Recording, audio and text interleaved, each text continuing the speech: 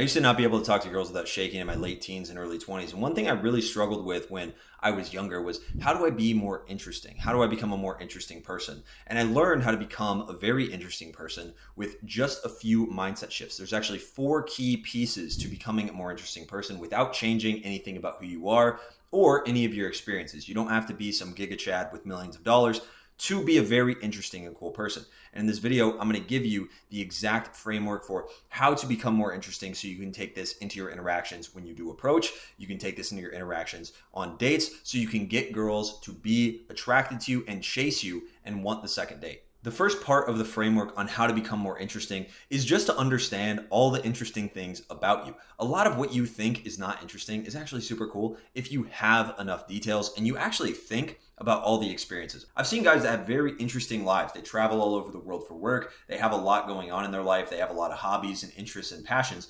And the number one thing that I see from them is they downplay those things and don't talk about them because they're associated with work or they're just normal to you. So what I literally did in my teens and 20s was I wrote down all the cool things that I thought were interesting about me, or all my passions, all my hobbies, all the things that I do. And I wrote down all the stories associated with those things. So for example, I wrote down the fact that not just that I played video games, but that I was in a top 20 US World of Warcraft guild. And you might think that that's super lame, but anything that you're actually good at, you're very highly competent in, can be attractive if you frame it in the right way, especially if you have any sort of stories around anything. One thing that I did, I went on a high school trip to Spain when I was 17.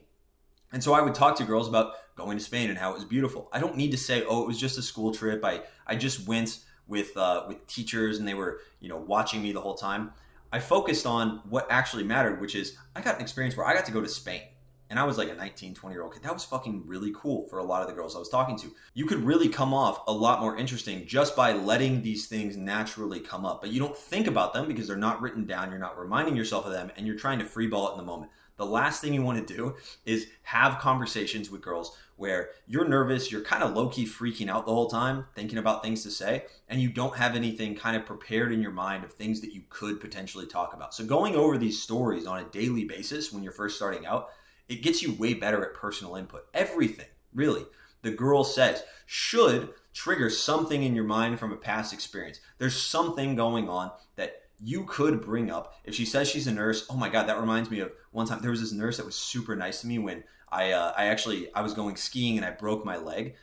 It was like a beautiful trip, but I fucking broke my leg and I busted my ass when I was going down the slopes, and it was super fucking badass. It was the first time I ever did like a black diamond slope, so it was super cool. So you're showing some level of intrigue. You're saying, hey, I have these experiences, these things, and you only need a couple of these little, very brief stories. You don't need to go super in depth before the girl's like, oh shit, this guy has a lot of experiences. This guy is very interesting. And the thing is, a lot of you guys watching this video, you actually have a lot more going for you than you think. I was just like some middle-class white kid that grew up playing video games all day. I have a World of Warcraft tattoo. How cool can I actually be? Well, it turns out pretty fucking cool if you actually document all the things that you've ever done in your entire life and you're very open about those things.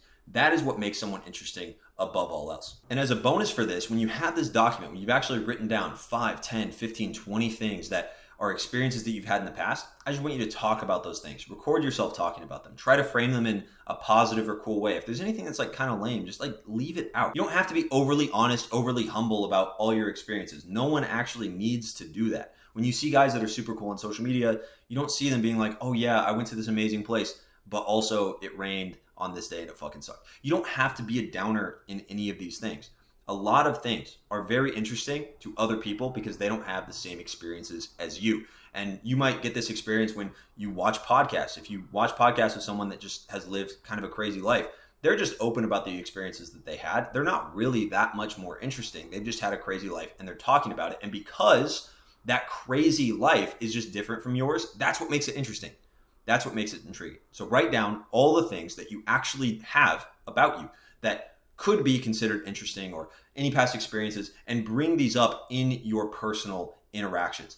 Every conversation will start with a loop. And maybe we can do a graphic for this, but basically every conversation has the same basic loop, right? It's question, she answers, she asks the same question, you answer. What you want to do is you just want to break that up with personal input. So question, she answers, Then she asks you the same question. Maybe you answer, but then you actually have some personal input based on what she said. Or before she asks the same question, you just throw in some personal input. This will help you reach the social hook point.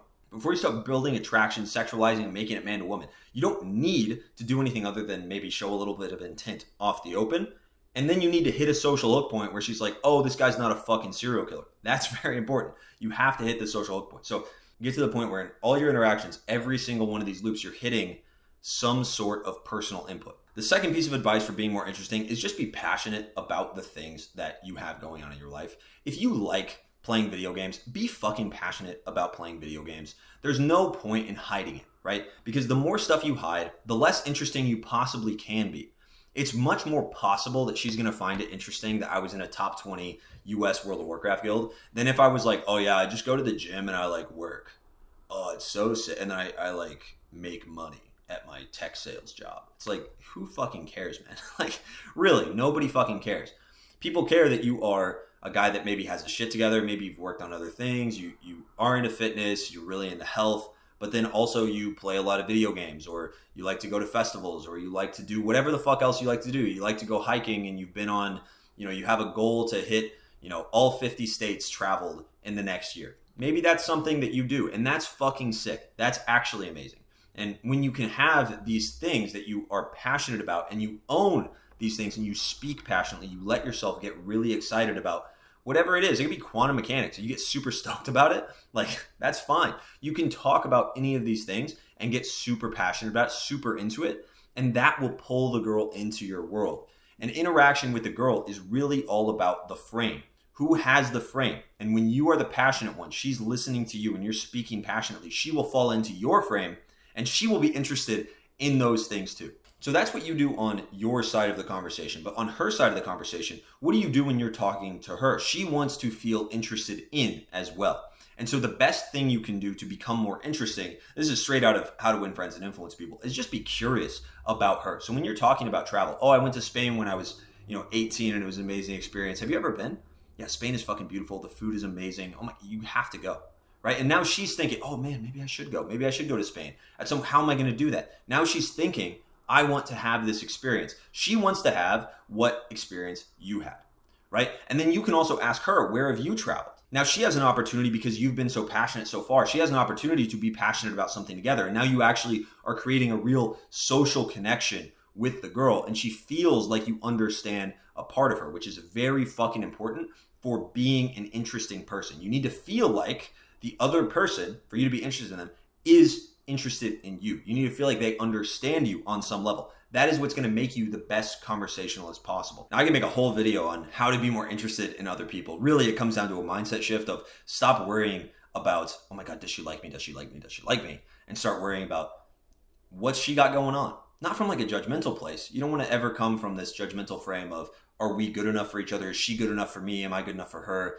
Then it's a weird value exchange. What you want to come at it from is a place of, I'm just connecting with this girl and she also happens to be hot. And if she's hot and we have a connection and we vibe well, this is the vibing section of the conversation, then we can go on a date. And it makes a lot of sense to go on a date. Logical sense, but it also makes emotional sense from her perspective. She's going to want to actually continue this vibe with you. She's going to want to continue this conversation because she feels like she's getting something from it. She is getting value from you being interested and also being an interesting person that has life experiences that is interested in her. It makes a lot more sense. That's why just being interested in her isn't going to do anything. Because if you're just interested in her and you don't do anything yourself, you don't have anything going on, oh yeah, I'm pretty boring, I just kind of work and go to the gym. Why would she care if some guy that just works and goes to the gym is interested in her, right? He doesn't have anything going on. So obviously he's interested because she does one thing. Now she does infinite amount more things than you do in her life. She has an infinite amount more experiences. She can't really get anything by hanging out with you, right? So you need to build this value by injecting all this personal input about your life experiences as soon as possible in a subtle and not try hard way, not trying to prove yourself to her. And then you are interested in her, and that creates a very powerful effect. Now, the fourth piece of advice is to not over-explain things. I have an actual example that I can give you in just a second, but the concept behind this is you don't want to give her all the details because then she's going to fill them in all for herself. It's going to seem very logical, and she's not going to really kind of put you on this pedestal. You want to put yourself on a potential pedestal because she is going to be filling in the blanks for herself. So an example I have is, let's say you're telling a story about your friend James that you went out drinking with and he got way too drunk, so you had to give him a ride home. So we're in the car and James gets in the back seat and my friend Stephanie is in the passenger seat. And we start driving and I'm looking back and I see James, and he actually stole a beer mug from this place. I was like, James, what the fuck? And he actually borrowed my jacket earlier in the night because he was cold. And so what happened was he jumped out of the car because he was so fucked up that he jumped out of the car while it was moving in the parking lot and fucked up my jacket. And I was super pissed about that. And it was this whole crazy thing and blah, blah, blah. You finish the story. When you finish the story, you don't close the loop on who Stephanie was in the passenger seat. The whole time she's thinking, who's Stephanie? What's going on? Is that his girlfriend? What's going on there? Who is she? And it's because you didn't give the details. You don't need to give any unnecessary details. You can throw out a little hint as to what's going on. That could be your best friend. You could be friend zoned by that girl.